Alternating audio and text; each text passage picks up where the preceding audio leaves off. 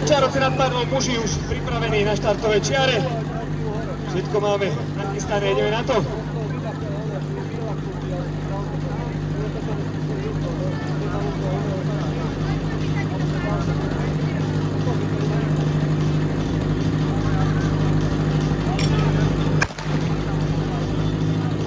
No a chalani sú už na dráhe.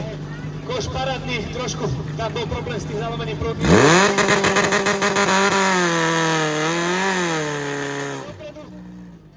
Problém na rozdeľovači.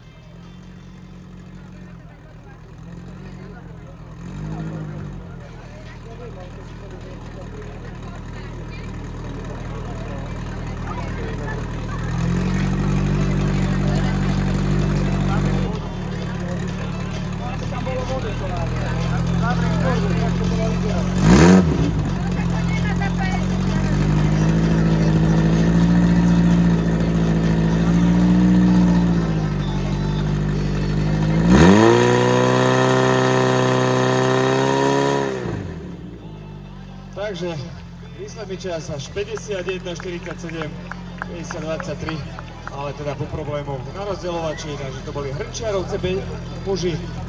No a na príprave máme dorazcenky z Malého Záložia, po nich potom Pata muži.